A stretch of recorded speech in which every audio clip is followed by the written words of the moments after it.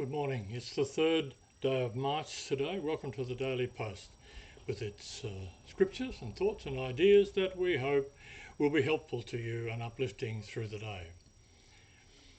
We start with a scripture from Mark chapter 16 and verse 15. And he said unto them, Go ye into all the world and preach the gospel to every creature. If you're reading the Bible in a year today, we need to move on through Numbers 26, 27 and 28 and Mark chapter 8. Thoughts of the day. Wherever the gospel is preached, no matter how crudely, there are bound to be results. We can endure life's wrongs because we know God will make things right. Try not to become a man of success, but rather to become a man of value. The motivational thought for the day: if you are not criticised, you may not be doing much. On this day in 1791, the United States Mint was created by the US Congress. On this day in 1921, Toronto's doctors Banting and Best announced the discovery of insulin for the use in the treatment of diabetes. In 1924, on this day, the last remnant of the Ottoman Empire in Turkey was abolished. In 1943, on this day, in the Battle of the Bismarck Sea, Australian and American forces from the Air Force devastated the Japanese Navy convoy.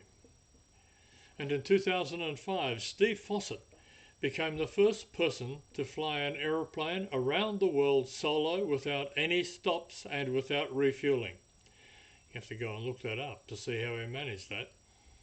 It's a journey of 40,234 kilometres or 25,000 miles, and he completed it in 67 hours and 2 minutes. Lessons learned. Continuing on from yesterday's lessons learned, I've learned that under everyone's hard shell is someone who wants to be appreciated and loved. I've learned that the Lord didn't do it all in one day. What makes me think I can? I've learned that to ignore the facts does not change the facts. I've learned that when you plan to get even with someone, you are only letting that person continue to hurt you. I've learned that love, not time, heals all wounds. I've learned that the easiest way for me to grow as a person is to surround myself with people who are smarter than I am.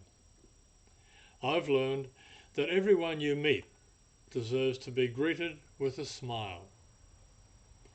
I've learned that no one is perfect until you fall in love with them. I've learned that opportunities are never actually lost. Someone will take up the ones you miss.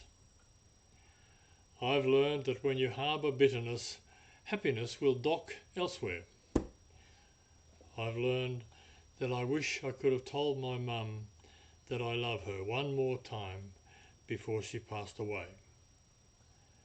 I've learned that one should keep one's words both soft and tender, because tomorrow he may have to eat them. I've learned that a smile is an inexpensive way to improve your looks.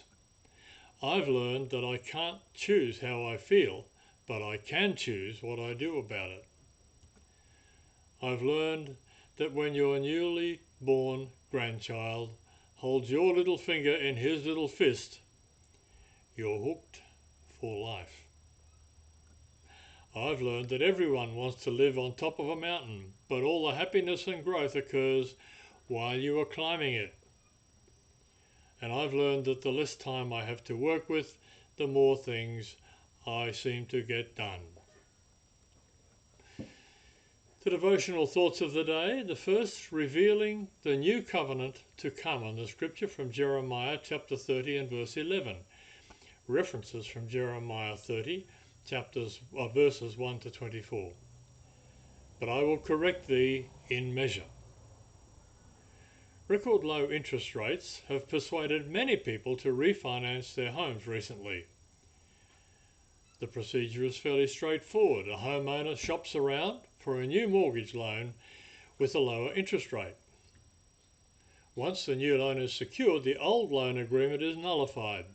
The original house remains the same, but its mortgage has been changed. In some respects, refinancing is similar to the promised new covenant.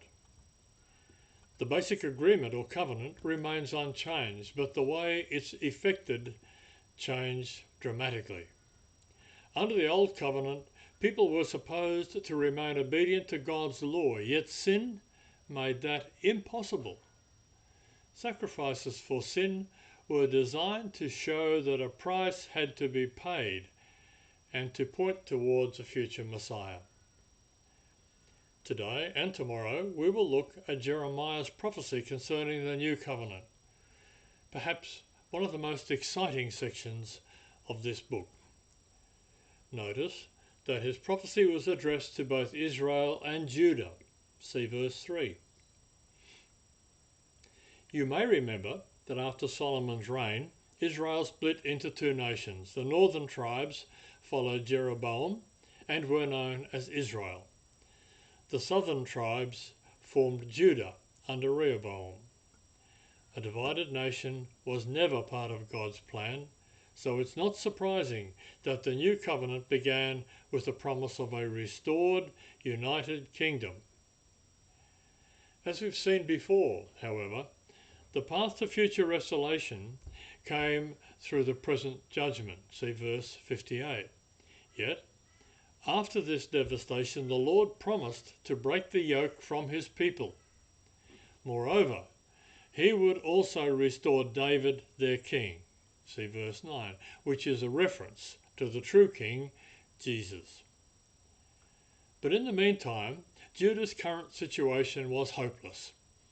They were like the terminally ill. Apart from God, there was no hope. See verse 17. But not only would God heal individuals, he would restore the nation.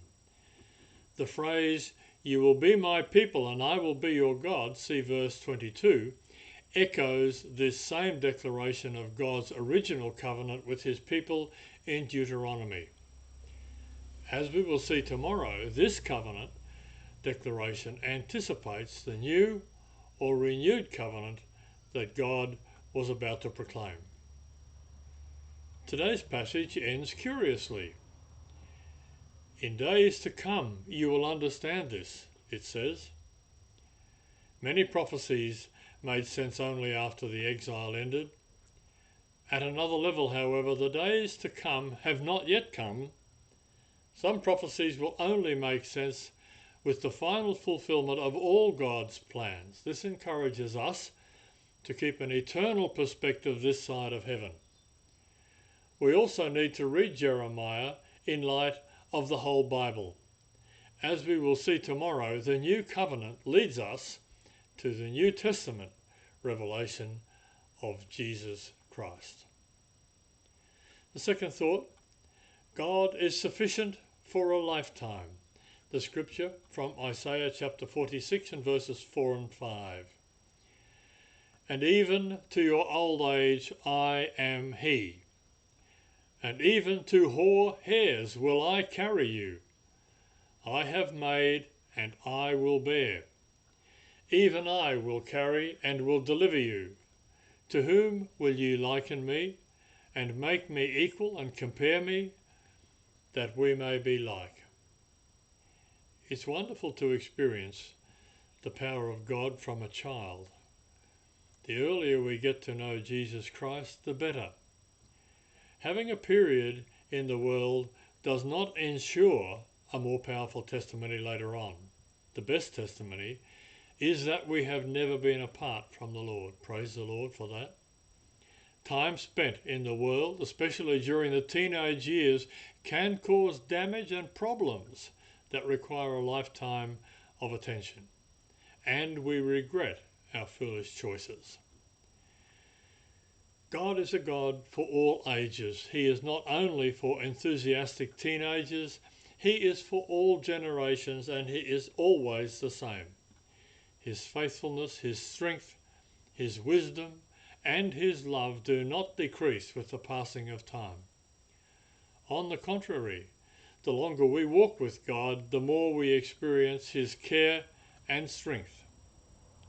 When we are old and our human strength begins to fail, God compensates with His presence. He is not an employer who retires his employees, forgets about them, and immediately looks for others at a more productive age. No, He takes care of His children and His servants throughout their lives. He carries them on His shoulders throughout life. He says that even in the future, I will carry and will deliver you. We don't need to fear that He will reject or abandon us. He would never do that, and praise the Lord for that. The facts of the day. In space, astronauts cannot cry properly because there is no gravity, so the tears don't flow down their faces. Dolphins sleep with one eye open. The closing thought. Lord, today I will ring 2 people and cheer me up. Praise Him for that. That's a wonderful thought. Thanks for joining us this morning. We hope that today's daily post will be helpful and uplifting to you through the day. We hope that you'll join us again tomorrow. In the meantime, have a blessed day and bye for now.